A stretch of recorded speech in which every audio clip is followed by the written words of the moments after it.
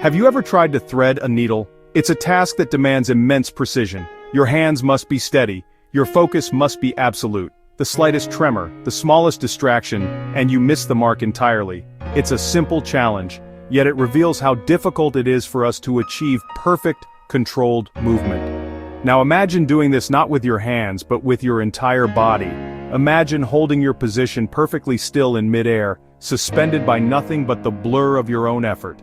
This is the daily, effortless reality for one of nature's most extraordinary creatures. This creature is, of course, the hummingbird. A feathered jewel, they are so small, some barely outweighing a paperclip. Yet their size belies their incredible power and agility. When you see one, it's often just a fleeting glimpse. A flash of iridescent green, a flash of ruby red, hovering at a flower for a moment before vanishing. Most birds fly by flapping their wings up and down. It's a simple, effective method. The downstroke provides the power, pushing them forward and upward. The upstroke is largely a recovery motion, but the hummingbird plays by a completely different set of rules. It doesn't just flap, it rotates. Its wings beat in a figure-8 pattern, a feat made possible by an incredibly flexible shoulder joint. This unique motion allows the hummingbird to generate lift on both the downstroke and the upstroke, something almost no other bird can do. It's this constant generation of lift that allows it to hover. This remarkable ability means a hummingbird can move with unparalleled freedom. It can fly straight up or straight down, like a tiny elevator. It can fly sideways, zipping left or right without turning its body. And most astonishingly, it can fly backward. To power such an energetic lifestyle, a hummingbird needs an incredible amount of fuel. Its metabolism is one of the fastest among all animals with a backbone. If we had a metabolism like a hummingbird, we would need to consume roughly twice our body weight in food every single day just to survive. Their tiny hearts beat at an incredible rate, over 1,200 times per minute during strenuous activity.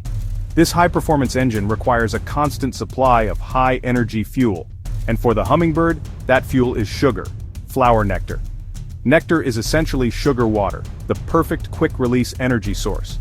To get to it, the hummingbird has a specialized tool, its tongue. The tongue is long and forked at the tip. For years we thought it worked like a straw using capillary action, but high-speed cameras revealed something far more ingenious. The tongue darts into the nectar. The forked tip opens. Lamellae, tiny hair-like structures, unfurl to trap the liquid. The tip closes and the nectar is squeezed out into the mouth. It's a tiny, perfect pump. The relationship between hummingbirds and the flowers they visit is one of nature's most beautiful examples of coevolution. Many plants have evolved specifically to attract hummingbirds as their primary pollinators. These flowers are often brightly colored, red, orange, pink, colors that hummingbirds can see very well. They are also usually tubular in shape, perfectly formed to fit a hummingbird's long, slender bill, while excluding most other insects who might try to steal the nectar. When a hummingbird pushes its beak deep into a flower to drink the nectar, its forehead gets dusted with pollen. It's like a little stamp of golden powder. Then, as it flies to the next flower of the same species, it carries this pollen with it. This transfer of pollen is essential for the plant's reproduction, allowing it to produce seeds and create the next generation. A behavior known as traplining. This relationship is so specialized that some plant species rely almost entirely on a single species of hummingbird for pollination. In some extreme cases, like the sword-billed hummingbird, the bill is longer than the bird's entire body. Their fates intertwined in a beautiful symbiotic relationship that paints the landscape with color. For all their speed and resilience, hummingbirds face a growing number of threats. These tiny marvels are incredibly vulnerable to changes in their environment. One of the most significant dangers is habitat loss.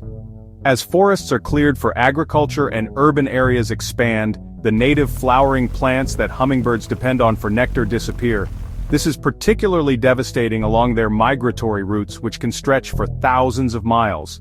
A missing link in this chain of refueling stations can be a death sentence for a migrating bird on the brink of exhaustion. Climate change also poses a grave and complex threat. As global temperatures rise, the timing of natural events is being thrown out of sync. Flowers may bloom earlier in the spring before the hummingbirds have arrived from their wintering grounds. Even our own back gardens can present dangers. The widespread use of pesticides can be lethal. A hummingbird might ingest toxins directly when feeding on a treated flower, or indirectly by eating contaminated insects. Furthermore, outdoor cats are a significant predator.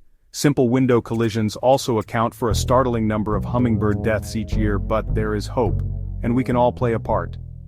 Planting native, nectar-rich flowers, keeping feeders clean, and avoiding pesticides creates vital habitat. To watch a hummingbird is to witness a small miracle.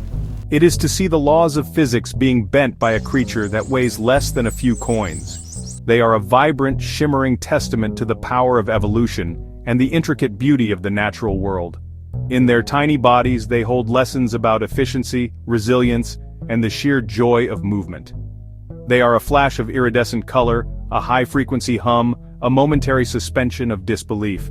Their very existence is a source of inspiration. We build complex machines to emulate their flight, yet they achieve it with such apparent ease, powered by nothing more than sugar and instinct.